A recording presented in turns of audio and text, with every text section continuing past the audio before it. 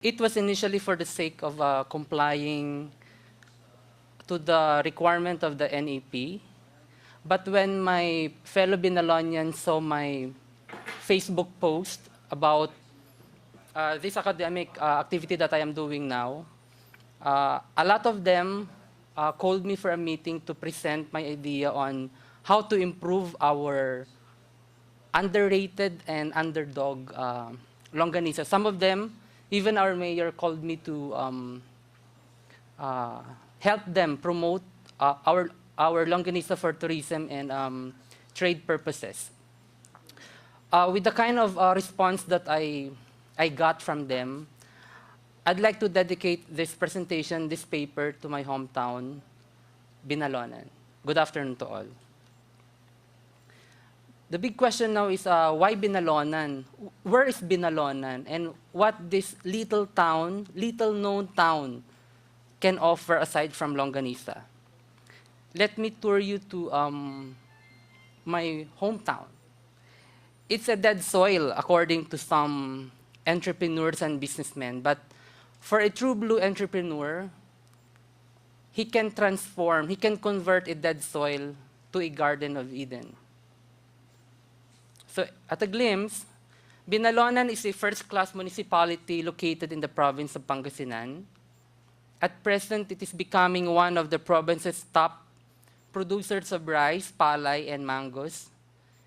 It is being pushed to be the next university town, which is spearheaded by our mayor, Monmon Gico III. The town is known for its rich history, rooted in oral traditions of folklore. It has a land area of 8,400 hectares. There are three major products of Binalonan, one of which is our Longganisa, one of the emerging products of the town. We have our own version of Longganisa. Its original recipe has been passed from one generation to the other. It comes with the different variations, but the same garlicky flavor remains. It's fresh meat spiced with organic ingredients is what makes it distinct among Lokban, Baguio Alabanza, Vegan, and Cabanatuan Longganisa.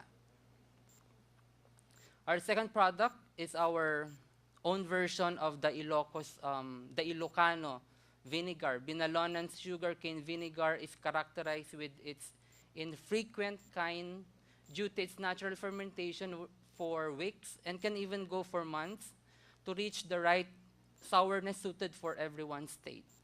And our third product is the chicha corn or cornic in Ilocano. Because Binalonan is planting, aside from palay, we plant a lot of varieties of corn. So a lot of entrepreneurs in Binalonan have decided to follow the Candon style of making chicha corn. But I will concentrate on our main product, which is the Longganisa. As I said, it is underrated for the longest time. No one knows that we have this kind of Longganisa because we are familiar with, we are so accustomed with buying Cabanatuan Batutay, Lukban Longganisa, and the Alabanza Baguio Longganisa. It is an underdog, but we are now ready to fight. It is more than just the Longganisa because we are not just selling the Longganisa, but it encompasses the very rich culture and tradition of Binalonians. Thus, BinaLongganisa is a combination of Binalonan and Longganisa. A very unique name which can easily be identified that that Longganisa is a product of my hometown, Binalonan. I have identified major opportunities why Longganisa and Binalonan can be marketed in Binalonan. Manawag, which is home to the Our Lady of Manawag Basilica, is frequented by 2.4 million annual visitors. The rest of the Ilocos, including Baguio, are visited by close to 6 million tourists a year. Geographically, all roads lead to Binalonan, so to speak. And all raw materials are locally available, thus there will be no problem in production, and costs are definitely lower. Aside from these opportunities, I have listed 6 major strengths of our Longganisa. One would be the price. If the other Longganisas are sold for 180 to 190 per dozen, our Longganisa is at 220 for 1 kilo, or approximately 25 pieces. The product is free from any harmful substance because following the first program, we are using organic ingredients. So anyone, whether you are health conscious or not, you can eat our Longganisa. Raw materials are locally available. The business model is the very first in Binalonan, and making it an advocate of the Blue Ocean strategy. Location is just perfect for human and vehicle traffic because the location is located, the proposed location is located along the national highway where that 8.4 million annual visitors pass through. And the last one is the contagious principle. In that proposed location, there are other shops selling Pangasinan delicacies such as bagoong, alamang, and dried goods. So, because we are the only ones selling Longganisa, the presence of the other shops selling other products will compensate rather than compete with our proposed enterprise. And the effect would be very positive. That's why I called it contagious principle. But despite the 6 major strengths that I have identified, of course, we need some strategies to promote our product. It has been neglected for the longest time. So short term, well, the traditional promotions such as catch tarpaulins and signage in strategic locations. Long term would be, I already told our tourism, our councilor who is in charge of the committee on tourism, that we should have our very own Longganisa festival every February, which will coincide with our town fiesta. It's not just an ordinary 101 ways to cook Longganisa, but an event solely dedicated to promote our product. The second one, long-term strategy would be to attend to Food Expo in other parts of the country, particularly those with national and international impact. So more importantly for investors, they'd like to see, will the enterprise make money?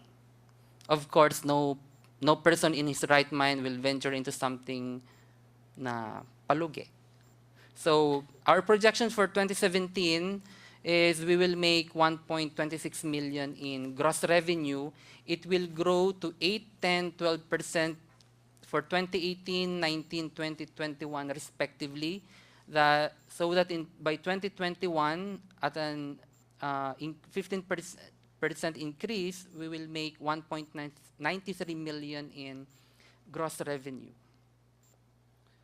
And the payback period, we have computed it at 7 years, meaning for the 2.5 million initial investment, that capital will return in 7 years' time, with the assumption that with all expansion programs that we will be doing, we will not be incurring any loan of whatever nature. But when I made another calculation, if we will obtain, say, 1 million in loan, the payback period is 3 years.